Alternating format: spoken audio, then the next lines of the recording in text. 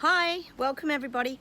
My name is Chrissy and I live here in Australia, and today I'm going to be giving you a channeled updated prediction reading for the 14th of January. Now, I do regular prediction updates because often things in life that are happening around us can change and things can shift and we can get different outcomes.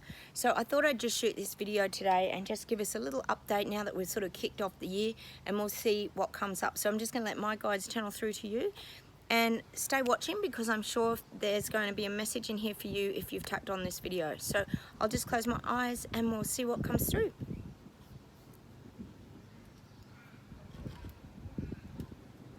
So the message is beware of the goblins and gremlins. So if you think of goblins and you think of gremlins, it's almost like a bit of a negative energy. They're kind of not the most attractive little beings, but this is about energy. So you're looking for these parts of people or the energies that are around you that are little goblins and gremlins. Now these will come into your space, so that's kind of the message that they're giving you. So this is about energy, this is about people, this is about places, this is about not things that are going to be really obvious, because when you think of gremlins or goblins, they're actually quite small, and that doesn't mean that they're small people. It actually means it's the small energy, but it can also be a very dark and kind of toxic energy. If you think of Gremlins, I think the movie Gremlins, it was actually they were sort of almost attacking in a crazy kind of way. So I think that's sort of what the message is, just to sort of shield yourself. They're showing me sort of putting that bubble up around yourself and kind of shielding rather yourself from these energies. Now I talk a lot about hatred because it's still coming up. I feel there's still a lot of hatred going on around the globe. These energies are still rising up in people. Very, very toxic energies that we don't want to be feeling anymore. You don't want to stay stuck in hatred. Hatred is a very to me, it's an energy of loathing. So it's almost, to me, it directs back to us. So I'm sort of seeing that mirror reflection. So hatred is kind of a self-loathing. So you want to do whatever you can to rid yourself of the hatred, because hatred will sort of turn in on you. And that's what they're kind of showing me. It's that turning in. So if you're hating things out there, it's going to start turning in on you. And it's like it almost becomes like a cancer in your body. It kind of starts to eat you up inside because it creates this horrible vibration. So I talk a lot about hatred because hatred is something that a lot of us are having to deal with at the moment with the things that are going on around the globe.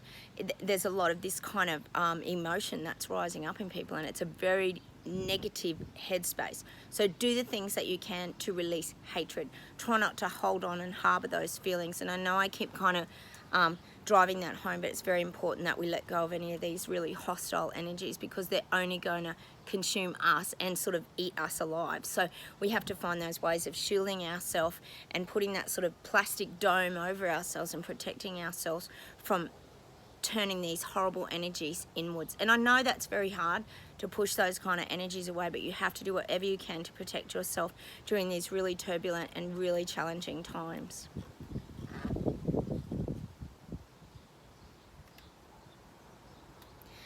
I really feel like emotions are playing a huge part in what is driving the energies forward. So when we're looking at what's going on currently around the globe, whether it's in Germany, Austria, France is having a difficult time. I know Canada's getting really challenged at the moment. You've got to kind of stop looking at these things sometimes from just an emotional place. Now I talk a lot about that we have an emotional kind of side to our body, and we also have a logical side to our thoughts and our body and the way that we process things. So you've got to start to look at things from a whole now. People are getting very caught up with the current energies of sort of fear, anxieties, and I talk about that as well a lot in my other videos. But you've got to actually look at coming from this from a logical standpoint, and you've got to say, well, I still have my life to be lived here. How am I going to live it? If you want to live your life in those fears, being shut down, being trapped, that's fine. Some people are very comfortable with being directed and being told what to do, but there's a lot of people out here who are trying to make changes now, and you've got to kind of think, well, where do I stand? You might be down the middle. You might be happy to let other people go and have their little protests and their fights, or you might just be happy to hide away and just stay completely out of that. And there's nothing wrong with any of these choices, but you've got to actually make that decision now, and you've got to combine your emotional and your logical mind and bring everything together to start to make your own informed decisions. A lot of people are getting very determined now that it's their way or the highway, and this is sadly what's causing the big divides out there. And I know in most countries, even in the Netherlands, Sweden, South Africa, I actually watched a video myself, and they were talking about Japan's actually getting a hold of this virus. So obviously they're doing something differently to the rest of the world, but that's not really being shared. So anyway, so start to look at these things from a very logical as well as emotional place, because it's very hard to get consumed by the emotions, because emotions are usually what's driving all these things forward. So people are caught up in that emotional state of just that fear and hatred and anger and hurts and feeling lost and very negative. These are negative. You want to start thinking from that logical place. Okay, what can I do to start making changes in my world? How do I want to see my world for my kids? What sort of future do we want? Do we want to be checking in for the next 10 years with QR codes and all this sort of stuff? There's just food for thought, but these are the things that people have to start looking for now. You can't just think from a logical place. An emotional feeling place. You've also got to start to use your logical mind when it comes to making a lot of these decisions as well, and the way that you're feeling about things. You've got to start to look logically at what is actually happening.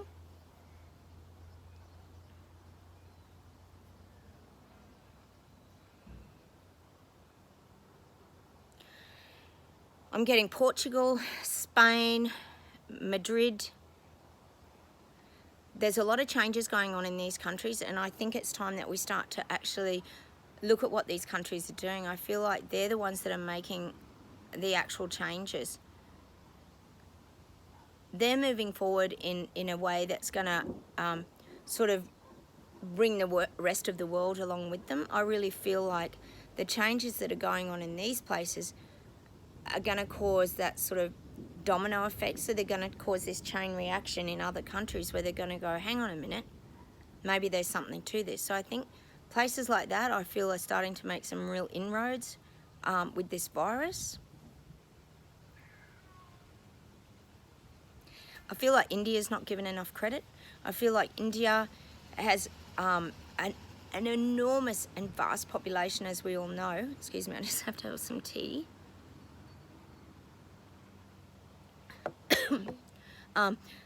And I really feel like they're currently undergoing a big transformation. So I feel like India, yes, some of these countries have kind of been pushed aside and they haven't had the access to the vaccines and the availability like a lot of the other countries have. But I really believe that they've got quite proactive in the choices that they've made to move their lives forward. And I think that you're going to see really good results coming out of India.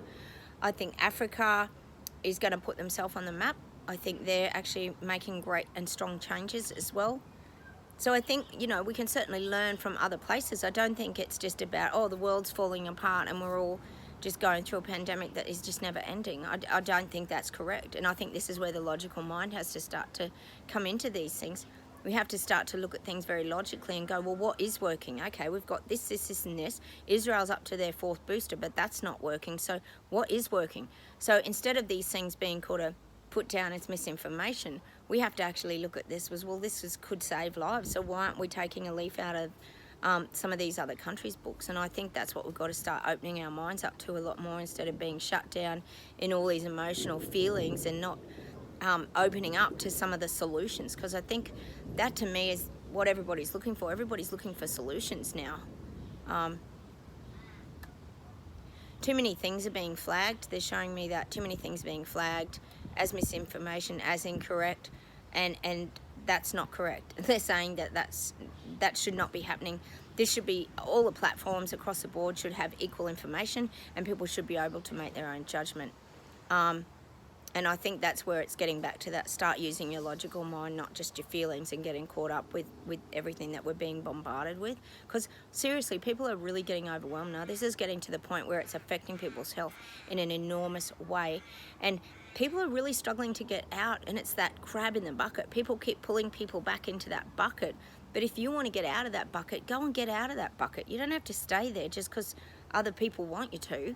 I find that myself. I've had friends and family, I've been arguing, they've been arguing, and it's just, I'm kind of exhausted, so I tend to step away a lot, and I get out here in nature and garden, and that's what I do to switch my mind off and just get into that now moment, because I always talk about how the now can really save you from all these stressful energies and this repetitive cycle that we all seem to be stuck in. I feel like there's going to be a lot of really big storms coming. We're currently, I don't know if you can hear it, there's a storm hovering in the background here, and you can hear a bit of thunder and lightning, but I feel like there's going to be some very, very big storms. And you know, this is more about the cleansing of the earth. So if you look at Mother Nature, she always has this way of sort of cleansing the earth, and they say that when rain comes, there's like these ions that come in the air and the atmosphere. And I don't know if you've noticed it, but my dogs have got wolfhounds, and they get very, very tired whenever it's raining. They're a lot calmer, and they always sleep a lot during a rainy day, because I always think, oh gosh, they're going to need walking. But then it's the opposite effect. So rain has this way of really calming. It seems to bring colour into everything. So I think when these big storms do come, and they might be flash floods, or they might just be a big downpour, or they might have a bit of destruction, sometimes we have to look at these things as positive as well. So I feel like that's going to happen sort of, there's going to be a lot of storms coming very soon, and maybe that's not just to do with the weather. That could be to do with different countries as well. There's going to be a lot of storms brewing. But these things come and they cleanse, and that's what storms are about. They cleanse in a very quick way, and they also calm, and like I said, they bring colour. If you look around after a storm, the sky is very blue, the trees are extra green, all the plants are greener, everything seems just to have a lot more life in it, and it sort of like almost regenerates things. If you think of a bushfire, we had bushfires here a couple of years ago, and as soon as we get the rains and the storms, suddenly there's all the green shoots, so there's lots of this new growth happening. So that's what storms and things will bring too. So coming into the year of 2022, I feel like it's going to be some really big storms that are going to just sort of happen all around the globe, and we're all going to sort of get good results from that, because remember that these things, like I said, it changes the ions and the things that are sort of affecting us. So it's about that energy. So if it is raining, and sometimes even floods, like I said, they can be horrific to deal with at the time, but they can also bring new life and new energy into certain areas.